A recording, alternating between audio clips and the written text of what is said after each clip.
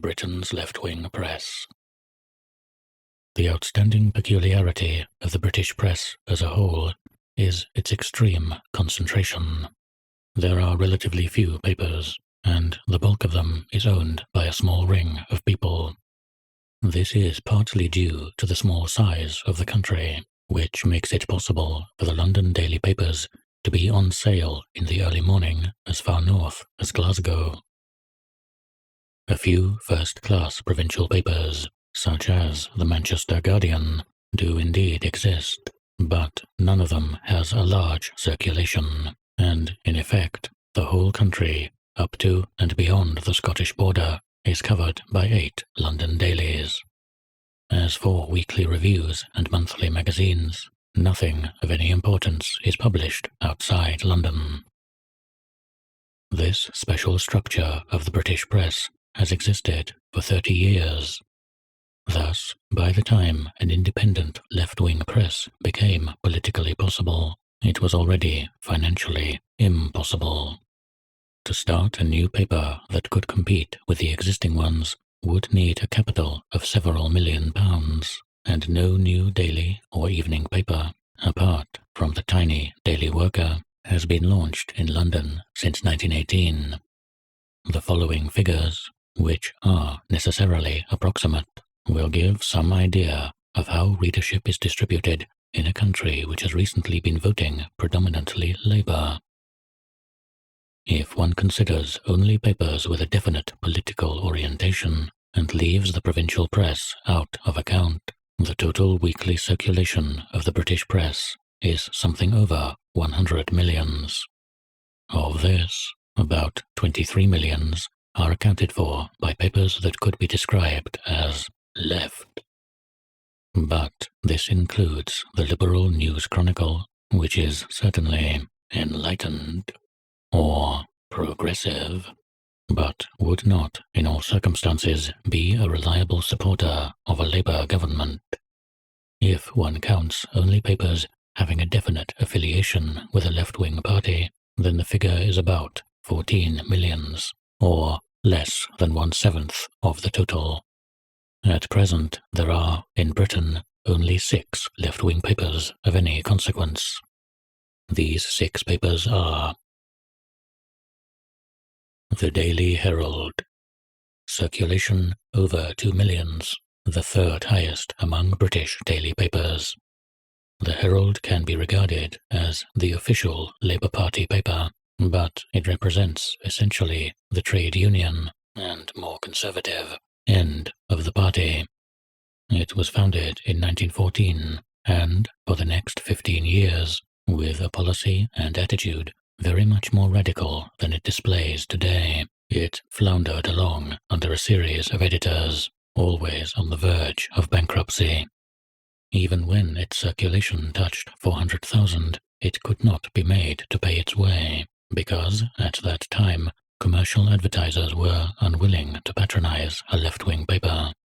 In 1929, the Herald was reorganized, its stock divided half and half between the Trade Union Congress and Oddham's, a big publishing firm which owns several low-class weeklies.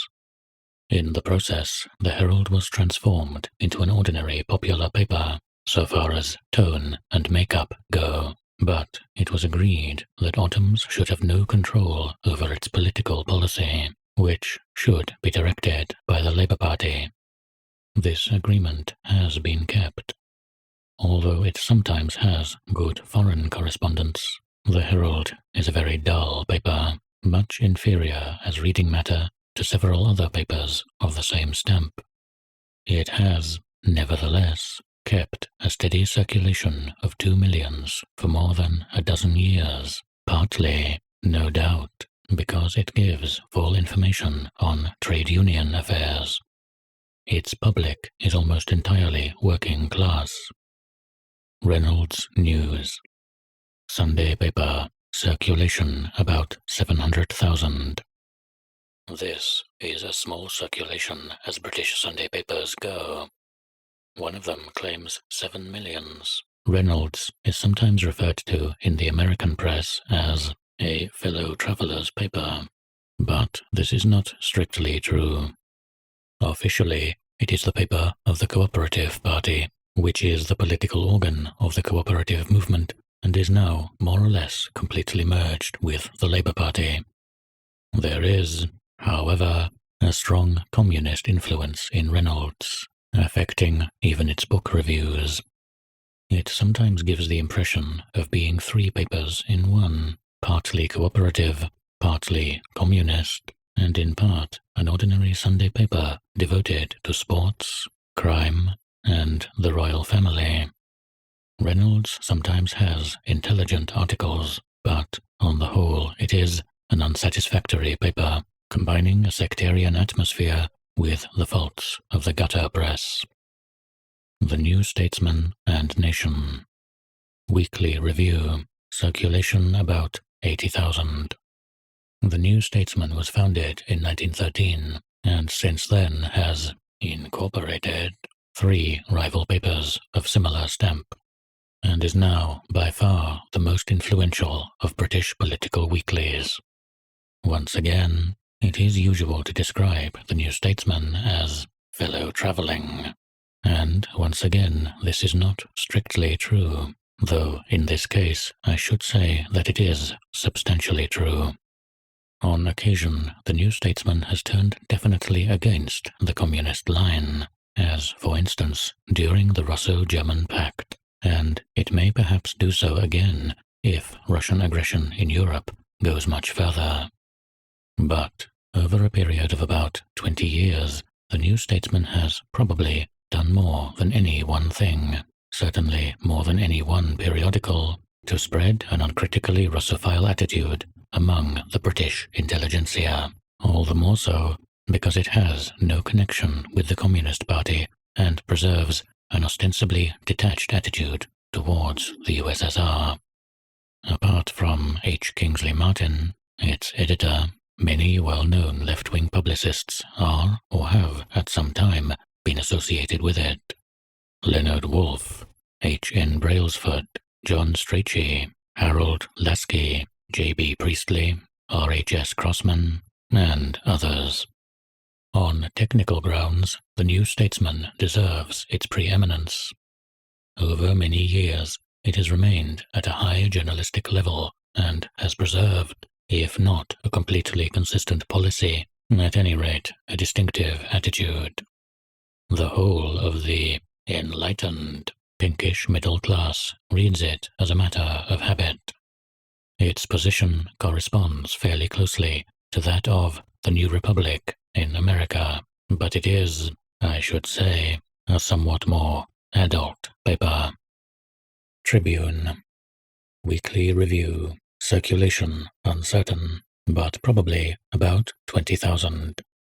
Tribune was founded a year or two before the war, and was at that time a rather vociferous paper costing 3d, 5 cents, with a mainly working-class circulation.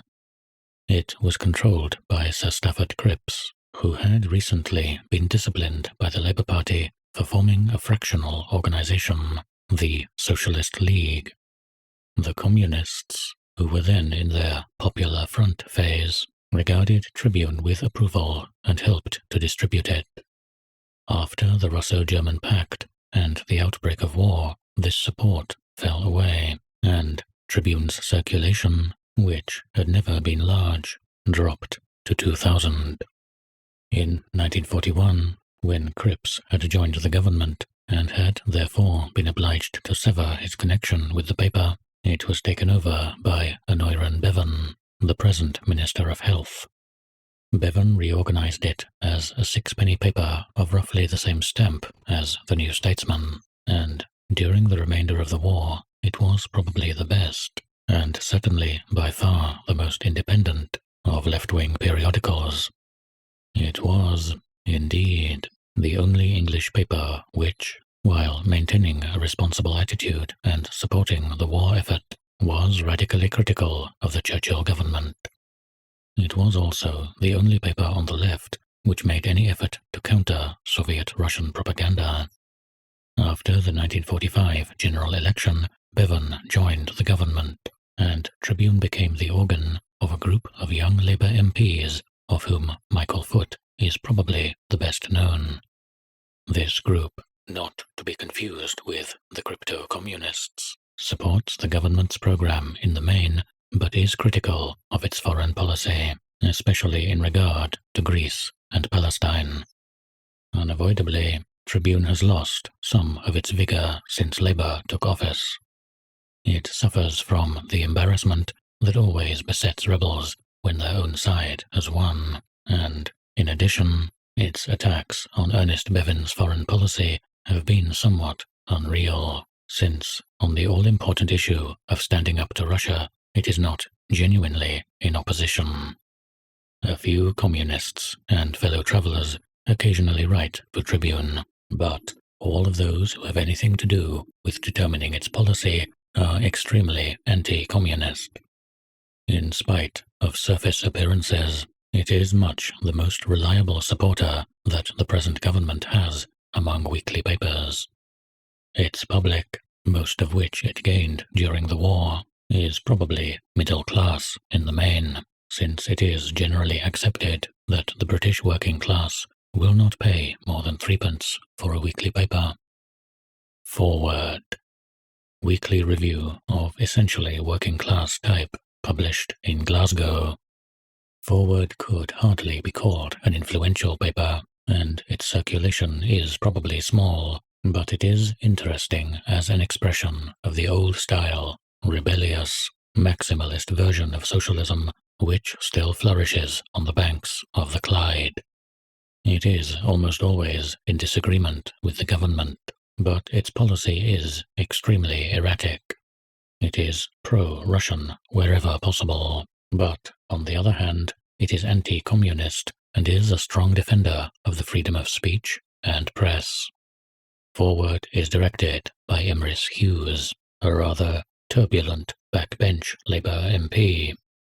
Well-known writers such as Bernard Shaw, Bertrand Russell, and Sean O'Casey write for it occasionally. The Daily Worker. Circulation uncertain, but probably reaches 100,000 at times. The Daily Worker was founded in 1929 and was suppressed for about 2 years during the war for defeatist activities. Since its early days, it has improved considerably and sometimes has good scientific articles and book reviews, but it has remained a propaganda sheet rather than a newspaper.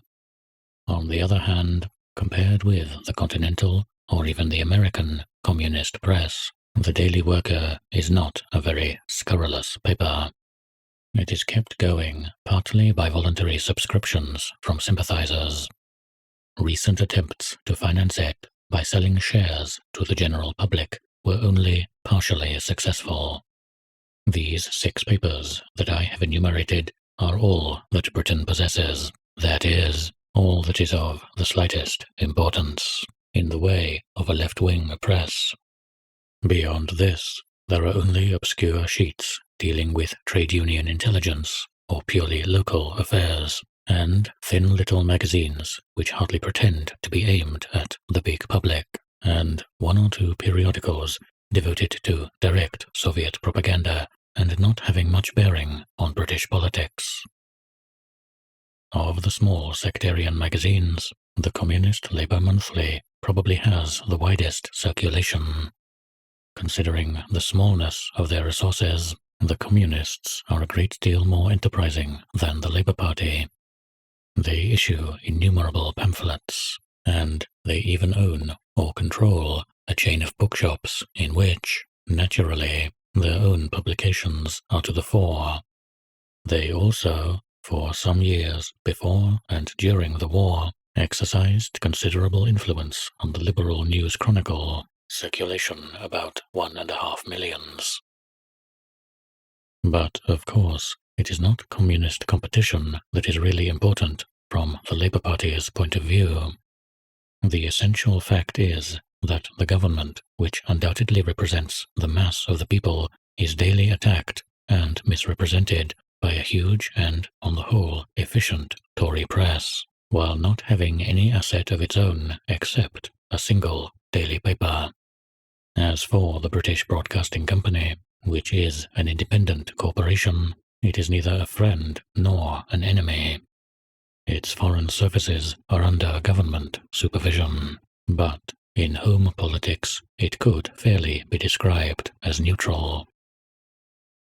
For more than a year, a commission appointed by the government has been inquiring, rather gingerly, and in the face of some opposition, into the state of the British press. Whatever its findings, they are not likely to lead to any very drastic changes, since the press is not one of the industries marked down for nationalization in the near future. But it is probable that something will be done to limit the multiple ownership of newspapers. At present, it can happen, does happen in one or two cases, that a single press lord owns or controls as many as 100 periodicals of one kind or another, and dictates the policy of all of them. It is also probable that a new London evening paper will be launched in conjunction with the Daily Herald.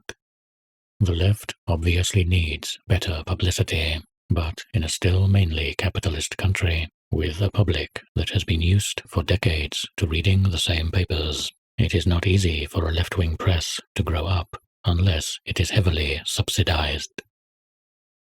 The whole question has been much discussed during the past 2 years, without any very definite conclusion being reached.